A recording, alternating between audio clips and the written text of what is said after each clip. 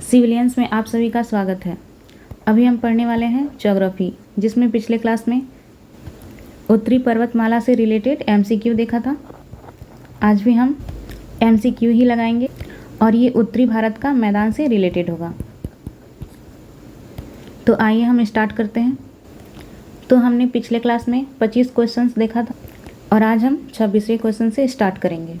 तो देखते हैं पहला क्वेश्चन, निम्नलिखित कथनों में से कौन सा कथन सत्य है। यहाँ कथन सत्य पूछा है, तो यहाँ ऑप्शन में क्या है। पहला, उत्तरी मैदान का निर्माण जलोढ़ मृदा से हुआ है। तो ये तो बिल्कुल सही है। उत्तरी मैदान का जो निर्माण हुआ है वो जलोढ़ मृदा से ही हुआ है। जलोढ़ मृदा, ये हमने थ्योरी क्लासेस में पढ़ा भी है।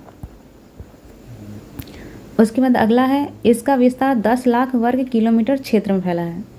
ये गलत है, क्योंकि जो इसका विस्तार है वो 7 लाख वर्ग किलोमीटर में फैला है।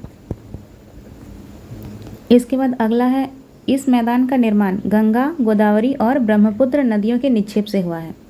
देखिए, इस मैदान का जो निर्माण है ये गंगा तथा उसकी सहायक नदियाँ, तो उसकी सहायक नदियों के द्वारा इस मैदान का निर्माण हुआ है। तो यहाँ पे गोदावरी की कोई भी भूमिका नहीं है। और ये जो गोदावरी नदी है ये प्रायद्वीपीय पठार की सबसे लंबी नदी है। तो ये कथन भी हमारा गलत हो जाता है। 2 और 3 गलत हो गया, तो इसमें सत्य पूछा गया है। तो पहला क्वेश्चन जो है, पहला कथन ये सत्य हो गया। तो इसमें केवल 1, ऑप्शन ए राइट हो जाएगा। इसके बाद हमारा अगला क्वेश्चन है, निम्नलिखित में से कौन सा कथन सत्य है। तो आइए देखते हैं। पहला है, उत्तरी मैदान के निचले भागों में नदियों का बहाव अधिक तेज से होता है। तो हमने पढ़ा था कि उत्तरी मैदान के निचले भागों में नदियों का बहाव तेजी से नहीं होता है, बल्कि मध्यम होता है। और तेजी से कहाँ होता है, ये ऊंचाई में होता है, जहाँ पे पर्वतों का विस्तार है। जब नदियाँ पर्वतों से निकलती है तो ये अपनी युवावस्था में रहती है, जिस कारण से ये काफ़ी तेज़ी से नीचे बहती है। उसके बाद मध्यम हो जाता है इसका गति, और उसके बाद धीमी। तो ये कथन गलत हो जाता है। उसके बाद अगला है, उत्तरी मैदान भारत का अत्यधिक उपजाऊ क्षेत्र है। ये बिल्कुल सही है। उसके बाद है, उत्तरी मैदान की नदियाँ निचले भागों में एस्चुरी का निर्माण करती है। तो ये नदियाँ जो हैं ये एस्चुरी नहीं बल्कि डेल्टा का निर्माण करती है। ये हमने पढ़ा है और आगे हम इसे आबहवा प्रणाली तंत्र में डिटेल में पढ़ेंगे। तो ये कथन भी हमारा गलत हो जाता है। उसके बाद अगला है डी, उत्तरी मैदान में लेटराइट मृदा का जमाव है। नहीं, ये लेटराइट मृदा नहीं बल्कि जलोढ़ मृदा है। जलोढ़ मृदा, तो हमारा कथन डी भी गलत हो जाता है। इसमें सत्य पूछा है तो ये बी हो जाएगा सही। इसका आंसर ऑप्शन बी। उसके बाद यहाँ पे व्याख्या दी हुई है, आप यहाँ पढ़ सकते हैं। अगला क्वेश्चन है, नीचे दिए गए कथनों में से कौन सा कथन सही है। तो पहला कथन है, उत्तरी मैदान के पश्चिमी भाग के मैदान को पंजाब का मैदान कहा जाता है। तो ये कथन बिल्कुल सही है। ये देखिए, ये है हमारा भारत और ये हो गया हमारा भारत का यहाँ पे उत्तरी मैदान का पश्चिमी, और इधर वाला ये पूर्वी भाग और ये मध्य वाला भाग। तो ये जो पश्चिमी भाग है इसे ही पंजाब का मैदान कहा जाता है। तो ये कथन बिल्कुल सही है। उसके बाद अगला है, गंगा के मैदान का विस्तार सतलज और गंडक नदियों के मध्य है। तो गंगा के मैदान का जो विस्तार है ये सतलज और गंडक नदी के मध्य नहीं है, बल्कि ये सतलज और ब्रह्मपुत्र, ये दोनों नदियों के बीच है। इसके कारण ये कथन गलत हो जाता है। अगला है, ब्रह्मपुत्र के मैदान का विस्तार मुख्यतः असम में है। ये कथन बिल्कुल सही है, क्योंकि ये जो ब्रह्मपुत्र नदी है ये तिब्बत से निकलती हुई इधर अरुणाचल प्रदेश होते हुए यहाँ असम में प्रवेश करती है, जहाँ पे इसका विस्तार काफ़ी ज़्यादा है। तो ये हम कह सकते हैं कि ब्रह्मपुत्र मैदान का अत्यधिक विस्तार ये असम में है। तो ये सही हो गया, कथन 1 और 3। तो इसका ऑप्शन नंबर सी राइट हो जाएगा। और इसकी व्याख्या भी यहाँ पे की हुई है, आप इसे पढ़ लेंगे। अगला क्वेश्चन हम देखते हैं 29 नंबर, उत्तर भारत के मैदानों को उत्तर से दक्षिण के क्रम में सजाइए। अब ये उत्तर भारत का मैदान यहाँ पे दिया हुआ है और इनको उत्तर से दक्षिण के क्रम में सजाना है, ऊपर से नीचे की ओर। इस इमेज में देखिए सबसे पहले क्या है, भाबर, उसके बाद तराई, उसके बाद बांगर, उसके बाद खादर। तो सबसे पहले क्या हो जाएगा, भाबर, फिर तराई, उसके बाद बांगर। तो पहले हो जाएगा 1, उसके बाद 3, उसके बाद 2। पहले भाबर, फिर तराई, फिर जलोढ़। ये सब मैंने आपको पिछले क्लास में पढ़ाया है। तो ऑप्शन सी यहाँ पे राइट हो जाएगा और इसकी व्याख्या यहाँ पे की हुई है, आप इसे PDF से पढ़ सकते हैं। अगला क्वेश्चन है क्वेश्चन नंबर 30। भाबर मैदान के संदर्भ में कौन सा कथन सत्य है। यहाँ पे सत्य देखना है। तो पहला है, यह शिवालिक गिरिपाद में 8 से 10 किलोमीटर चौड़ाई में फैला हुआ है। तो उत्तरी भारत का मैदान में भाबर का जो मैदान है ये शिवालिक के गिरिपाद में ही फैला हुआ है। गिरिपाद अर्थात क्या होता है, तो गिरी मतलब होता है पर्वत और पाद मतलब उसके नीचे पैर के पास, अर्थात शिवालिक के नीचे। तो इसका विस्तार शिवालिक के नीचे ही है। तो ये कथन सही हो गया। उसके बाद है, यहाँ पर नदियों द्वारा भारी मात्रा में बड़े सेल व गोलास में जमा कर दिए जाते हैं। तो ये भी बिल्कुल सही है। यहाँ पे बड़े बड़े पत्थर, इसे ही सेल या फिर गोलास में कहा जा रहा है यहाँ पे। तो नदियों द्वारा बहाकर ये सारे अवसाद के रूप में जमा कर दिए जाते हैं और नदियाँ यहाँ पे विलुप्त हो जाती है क्योंकि ये इन पत्थरों, सेल या फिर गोलास में के नीचे बहती हुई प्रभावित होती है। तो जिस कारण से हमारा कथन 2 है ये भी सही हो जाता है। उसके बाद अगला कथन जो है वो 3 है। यहाँ पे लिखा हुआ है कि यहाँ पर सभी नदियाँ विलुप्त हो जाती हैं। ये भी बिल्कुल सही है। अभी मैंने बताया ये नदियाँ क्यों विलुप्त हो जाती है, क्योंकि ये नदियाँ जो हैं वो इन पत्थरों या फिर सेलों के नीचे से प्रवाहित होती है, जिसके कारण ये ऊपर में दिखती नहीं है। तो ये तीनों ही कथन सही हो गए। तो ये ऑप्शन डी हमारा सही हो गया। इसकी व्याख्या यहाँ पे की हुई है। उसके बाद अगला क्वेश्चन देखते हैं 31। Question number 31। नीचे दिए गए कथनों में कौन सा कथन असत्य है। यहाँ पे अब असत्य देखना है। तो पहला देखते हैं, तराई प्रदेश में प्राकृतिक वनस्पतियों का अभाव होता है। तो ये कथन तो बिल्कुल ही असत्य हो गया क्योंकि तराई प्रदेश में काफ़ी ज़्यादा मात्रा में वनस्पति पाई जाती है। तो यहाँ पे नहीं होना चाहिए था, लेकिन यहाँ पे लिखा हुआ है तराई प्रदेश में प्राकृतिक वनस्पतियों का अभाव होता है। तो ये गलत हो गया। और यहाँ क्वेश्चन में भी पूछा है कि कौन कौन सा कथन असत्य है। तो पहला ये असत्य है। उसके बाद अगला देखते हैं, पुराने निक्षेप के जमाव को खादर कहा जाता है। तो आपको याद होगा जैसा कि मैंने बताया था, बांगर और खादर। तो इसमें पुराने मृदा को बांगर कहा गया था, पुराने, और नए जलोढ़ मृदा को खादर। ये कैसे हमने याद रखा था, कोई भी पुराना चीज़ उसे हम क्या कहते हैं, भंगार। तो उसी से हम ये रिलेट किए थे बांगर। तो बांगर अर्थात पुराना। पर यहाँ पे क्या लिखा है, पुराने निक्षेप के जमा को खादर कहा जाता है। तो ये भी गलत हो गया। उसके बाद अगला है, पुराने निक्षेप की मृदा में चूने का जमाव पाया जाता है।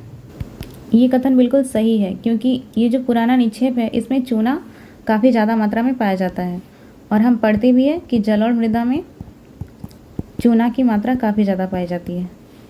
तो हमारा कथन 1 और 2 ये गलत हो गया, इसी कारण यही हमारा सही हो जाएगा क्वेश्चन के अनुसार। जैसा कि यहाँ पे असत्य पूछा है तो 1 और 2 कहाँ है, ऑप्शन बी में। इसका आंसर यहाँ पे दिया हुआ है और व्याख्या भी इसकी नीचे की हुई है। अब हम अगला क्वेश्चन देखते हैं। तो इतने ही क्वेश्चन थे उत्तरी भारत का मैदान से। अब हम देखेंगे प्रायद्वीपीय पठार। अब प्रायद्वीपीय पठार से रिलेटेड क्वेश्चन करेंगे। तो पहला क्वेश्चन है, प्रायद्वीपीय पठार के संदर्भ में नीचे दिए गए कथनों पर विचार करें। और यहाँ पे नीचे पूरा क्वेश्चन में है, उपर्युक्त में से कौन सा कथन सत्य है। यहाँ पे सत्य देखना है। तो पहला कथन जो है यह लिखा है, यह पुराने क्रिस्टलीय, आग्नेय तथा रूपांतरित शैलों से बना है। तो प्रायद्वीपीय पठार जो है वो आग्नेय और रूपांतरित तथा क्रिस्टलीय चट्टानों से बना है, जिसके कारण ये कथन सही हो जाता है। उसके बाद अगला है, यह एक प्राचीनतम भूभाग है। यह भी सही है क्योंकि यह बहुत ही पहले से ही अस्तित्व में था। हमने पढ़ा था कि ये पृथ्वी है और यहाँ पे ये पैंजिया भूभाग और ये जो पानी वाला भाग है ये पैंथलासा था। और ये जब धीरे धीरे अलग हुआ ये भूखंड, तो यहाँ पे प्रायद्वीपीय पठार ये भी टूट के अलग हुआ। उसके बाद ये धीरे धीरे उत्तर की ओर जाता हुआ यूरेशियन प्लेट से टकरा के भारत का निर्माण हुआ, संपूर्ण भारत। तो हम कह सकते हैं कि यह एक प्राचीनतम भूभाग का हिस्सा है, तो ये सही हो गया। उसके बाद अगला है, इसकी औसत ऊंचाई 1000 से 1500 मीटर है। तो प्रायद्वीपीय पठार की जो औसत ऊंचाई है ये 600 से 900 मीटर है, ना कि 1000 से 1500। तो ये कथन हमारा गलत हो गया। तो यहाँ पूछा है कि कौन कौन से कथन सत्य हैं, तो 1 और 2, 1 और 2 ऑप्शन नंबर ए ये सही हो गया। अब हम अगला क्वेश्चन देखेंगे। इसमें पूछा है, प्रायद्वीपीय पठार के संदर्भ में नीचे दिए गए युग्मों में से कौन सा युग्म सुमेलित है। तो प्रायद्वीपीय पठार का विस्तार कहाँ से कहाँ तक है, पहले हम एक रफ इमेज बना लेते हैं भारत का।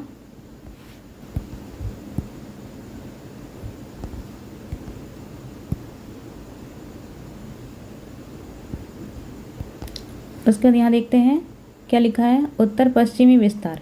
ये कहाँ है, दिल्ली कटक तक। तो ये तो बिल्कुल सही है, उत्तर पश्चिमी विस्तार ये दिल्ली कटक तक ही है। इस प्रकार से हमारा प्रायद्वीपीय पठार है त्रिभुज की आकृति में, यहाँ पे कुछ इस प्रकार, और यहाँ पे मालदा दरार के कारण ये नीचे धंस जाता है और इधर मेघालय तक जाता है। उसके बाद यहाँ से इस प्रकार होते हुए इस प्रकार की आकृति बनाता है। तो इसका उत्तर पश्चिमी विस्तार दिल्ली कटक ये सही है। उसके बाद है पूर्वी विस्तार। पूर्वी विस्तार इसका मेघालय पठार तक है, यहाँ तक। उसके बाद है दक्षिणी विस्तार। दक्षिणी विस्तार ये नीचे यहाँ पे कार्डेमम पहाड़ी या फिर इलायची की पहाड़ियाँ हैं, तो इसका दक्षिणी विस्तार ये भी सही हो गया, इलायची पहाड़ियाँ। उसके बाद है पश्चिमी विस्तार।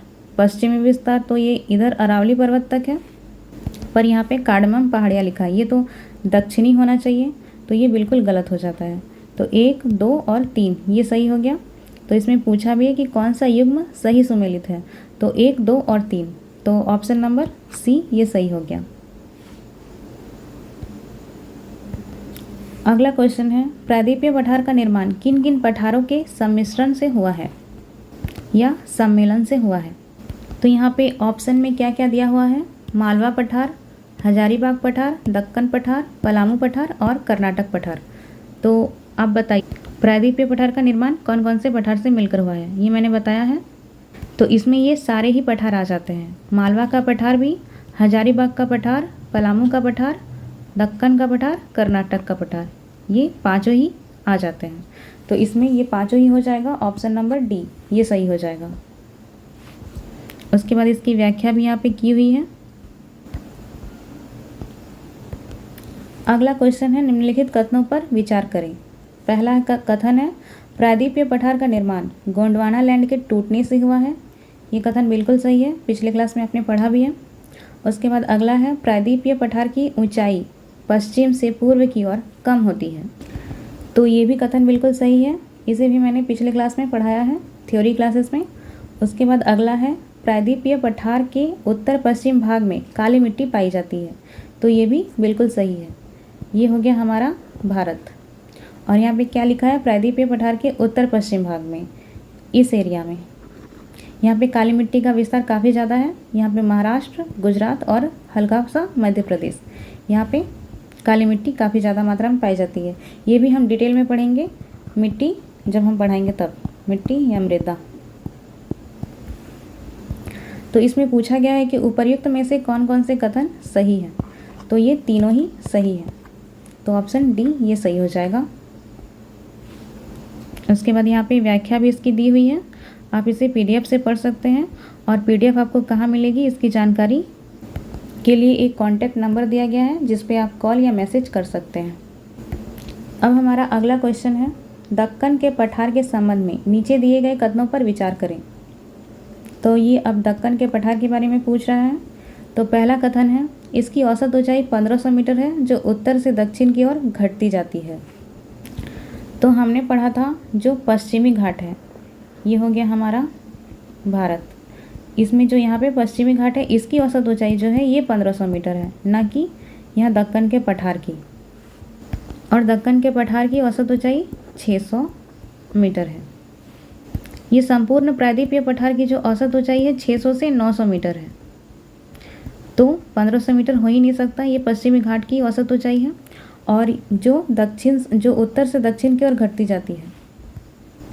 ये उत्तर से दक्षिण की ओर घटती नहीं बल्कि ये बढ़ जाती है, इसकी ऊंचाई जो है इस प्रकार इधर बढ़ने लगती है। तो ये कथन हमारा गलत हो गया। उसके बाद अगला है दक्कन पठार के पूर्व में पश्चिमी घाट स्थित है। तो ये हो गया हमारा दक्कन का पठार,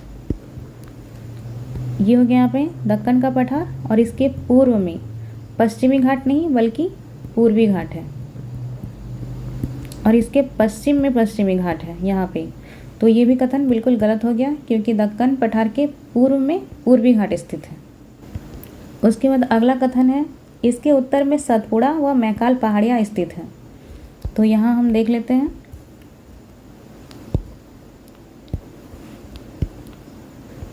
तो क्या लिखा था कि इसके उत्तर में, अर्थात यहाँ पे सतपुड़ा और मैकाल पहाड़ी, मैकाल और सतपुड़ा ये पहाड़ियाँ स्थित हैं। तो ये बिल्कुल सही है, ये पहाड़ियाँ यहीं पे स्थित हैं दक्कन पठार के उत्तर में।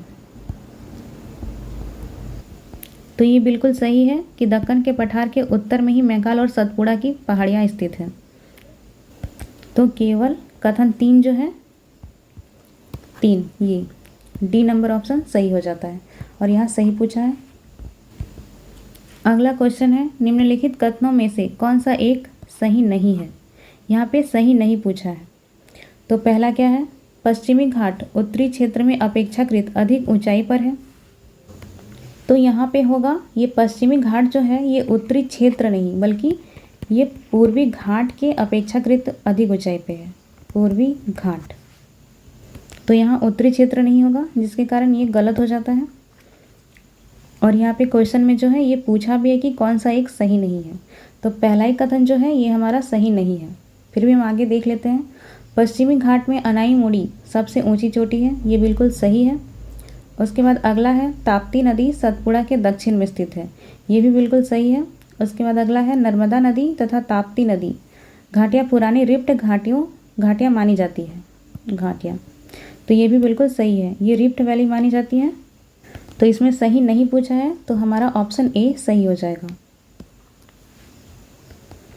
अगला क्वेश्चन है सूची 1 और सूची 2 को मिलाएं। और सूची 1 में क्या है, राज्य। सूची 2 में क्या है, पहाड़ियाँ। तो हम देखते हैं महाराष्ट्र। महाराष्ट्र में कौन सी पहाड़ी है, तो ये है सह्याद्री। उसके बाद तमिलनाडु, तमिलनाडु में कौन सी पहाड़ी, तो ये है नीलगिरी। उसके बाद केरल, केरल में कौन सी पहाड़ी है, तो ये कार्डमम। तो ये तीनों मिल गया। ए का हो गया 3, बी का हो गया 1 और सी का हो गया 2। तो ये देख लेते हैं कहाँ पे है। ए का 3, बी का 1 और सी का 2। तो ये हमारा ऑप्शन सी में है। तो ऑप्शन सी सही हो जाता है। उसके बाद यहाँ पे व्याख्या भी की हुई है इसकी। अब हम अगला क्वेश्चन देखते हैं, क्वेश्चन नंबर 39। जहाँ पूर्वी घाट और पश्चिमी घाट मिलते हैं वहाँ निम्नलिखित में से कौन सी पहाड़ियाँ अवस्थित हैं। तो देखिए मैंने ये बताया था जहाँ पश्चिमी घाट और पूर्वी घाट मिलती है वहाँ पे नीलगिरी पहाड़ियाँ का निर्माण होता है। तो नीलगिरी पहाड़ी कहाँ है, ऑप्शन नंबर सी में। तो आंसर सी सही हो जाएगा, ऑप्शन सी। अगला क्वेश्चन है क्वेश्चन नंबर 40। निम्नलिखित में से दक्षिण भारत की सबसे ऊंची चोटी ये कौन सी है। तो अभी हमने पढ़ा कि दक्षिण भारत की सबसे ऊंची चोटी जो है ये अनाईमुड़ी है। जब हम पर्वत का चैप्टर करेंगे तब हम इसे और भी डिटेल में देखेंगे। तो ऑप्शन कौन सा हो जाएगा, ऑप्शन ए अनाईमुड़ी। अगला क्वेश्चन है क्वेश्चन नंबर 41। मध्य उच्च भूभाग के संदर्भ में निम्नलिखित कथनों पर विचार करें। और भी पूछा है कि उपर्युक्त में से कौन सा कथन सत्य है। तो ये 3 कथन दिए हैं हमें, इनमें से कौन सा सत्य है ये देखना है। तो पहला है इसकी पश्चिमी सीमा अरावली पर्वत श्रृंखला है। तो अभी मैंने बताया कि जो प्रायद्वीपीय पठार है इसका पश्चिमी विस्तार कहाँ है, अरावली पर्वत श्रृंखला में। और यहाँ लिखा हुआ है मध्य उच्च भूभाग, ये इसी को कहा जाता है मध्य उच्च भूभाग, ये प्रायद्वीपीय पठार को ही। उसके बाद अगला कथन है इसकी ऊंचाई दक्षिण पूर्व दिशा में कम होती जाती है। तो ये भी हमने पढ़ा कि इसकी जो ऊंचाई है वो दक्षिण पूर्व दिशा में कम नहीं होती है बल्कि बढ़ती जाती है। इधर ये बढ़ती जाती है। उसके बाद अगला कथन है, इस क्षेत्र में अवशिष्ट पर्वतों की श्रृंखला स्थित है। तो ये कथन बिल्कुल सही है, क्योंकि यहाँ पे अवशिष्ट पर्वत की श्रृंखला ही पाई जाती है। इन पर्वतों का पूरी तरह से धीरे धीरे अपरदन हो चुका है। तो यहाँ पे पूछा है कौन सा कथन सत्य है, तो पहला और तीसरा ये सत्य है, ये गलत है। तो ऑप्शन बी ये सही हो जाएगा, पहला और तीसरा। उसके बाद अगला क्वेश्चन देखते हैं हम, निम्नलिखित में से कौन सा कथन मध्य उच्च भूभाग के संदर्भ में सही है। तो यहाँ पहला कथन है, मध्य उच्च भूभाग मालवा के पठार के अधिकतर भागों पर फैला है। तो जो प्रायद्वीपीय पठार है इस प्रकार से, इसका ये वाला हिस्सा, इसी को बोला जाता है मध्य उच्च भूभाग, ये ऊपर वाला हिस्सा। तो ये कथन बिल्कुल सही हो जाता है, क्योंकि ये जो भाग है ये मालवा पठार के ही क्षेत्र में फैला हुआ है, अधिकतर भाग इसका। उसके बाद अगला है 2 नंबर, मध्य उच्च भूमि पश्चिम में संकीर्ण और पूर्व में चौड़ी है। तो ये कथन यहाँ पे थोड़ा उल्टा दिया हुआ है, यहाँ पश्चिम में थोड़ा चौड़ी हो जाएगा और पूर्व में संकीर्ण। तो ये कथन गलत हो गया। उसके बाद अगला कथन है, इस पठार के पूर्वी विस्तार को स्थानीय रूप से बघेलखंड एवं बुंदेलखंड के नाम से जाना जाता है। तो ये भी मैंने बताया है थ्योरी क्लासेस में, तो ये भी सही हो जाता है। 1 और 3 इसमें सही हो गया। तो ऑप्शन नंबर सी, तो सी सही हो जाएगा। अगला क्वेश्चन है, निम्नलिखित युग्मों में से कौन सा सुमेलित नहीं है। इसमें नहीं पूछा है। तो पहला देखते हैं महाराष्ट्र। महाराष्ट्र में थालघाट है, तो ये जो थालघाट है ये महाराष्ट्र में ही है। जब हम दर्रा पढ़ेंगे तब हम इसे डिटेल में देखेंगे। उसके बाद है मध्य प्रदेश। मध्य प्रदेश में भोरघाट नहीं है, बल्कि ये महाराष्ट्र में ही है, महाराष्ट्र। उसके बाद है केरल। केरल में पालघाट, तो केरल में पालघाट है। उसके बाद है कर्नाटक। कर्नाटक में सेनकोट्टा दर्रा, ये सेनकोट्टा दर्रा ये भी केरल में ही स्थित है। तो इसमें पूछा है कौन कौन सा सुमेलित नहीं है। तो महाराष्ट्र ये तो सुमेलित है, थालघाट। मध्य प्रदेश भोरघाट में मध्य प्रदेश, ये गलत है। उसके बाद ये सही है और ये गलत है। तो 2 और 4 ये गलत हो गया। तो ऑप्शन सी 2 और 4 ये गलत है। अगला क्वेश्चन है, पूर्वी घाट के संदर्भ में कौन सा कथन असत्य है। तो ये पूर्वी घाट के बारे में पूछा है और यहाँ पे असत्य पूछा है। तो पहले देखते हैं हम, पहला, पूर्वी घाट की औसत ऊंचाई 600 मीटर है। तो ये बिल्कुल सही है, पूर्वी घाट की औसत ऊंचाई 600 मीटर है। और पश्चिमी घाट की कितनी है, 1000 से 1500 मीटर तक। उसके बाद है पूर्वी घाट की सबसे ऊंची चोटी 2 बेटा है। तो ये कथन बिल्कुल गलत है, क्योंकि पूर्वी घाट की सबसे ऊंची चोटी जो है ये महेंद्रगिरी है, महेंद्रगिरी। तो यहाँ पूछा है कि कौन सा कथन असत्य है। तो हमारा बी जो है यही पे असत्य हो जाता है, तो यही सही हो जाएगा। फिर हम आगे देख लेते हैं, पूर्वी घाट का विस्तार असतत है, मतलब ये लगातार नहीं है, ये कट छटके है, इस प्रकार लगातार नहीं है। तो ये सही है। और इसके उत्तरी तटीय भाग को उत्तरी सरकार का तट कहा जाता है, ये भी सही है। पूर्वी घाट के दक्षिणी तटीय भाग को कोरोमंडल तट कहा जाता है, ये भी सही है। तो 1, उसके बाद सी और डी ये सही हो गया और ये बी गलत हो गया। यहाँ असत्य पूछा है, जिसके कारण हमारा ये जो ऑप्शन बी है ये सही हो जाता है। और इसकी व्याख्या यहाँ पे की हुई है। तो हमारा प्रायद्वीपीय पठार ये समाप्त होता है। अगले क्लास में हम देखेंगे भारतीय मरुस्थल। उसके बाद और भी जो बाकी बचा है वो सारा हम अगली क्लास में देखेंगे। आज हमने पढ़ लिया उत्तरी भारत का मैदान और प्रायद्वीपीय पठार से रिलेटेड MCQ। तो आज इतना ही रखते हैं, आज के लिए इतना ही। Thank you.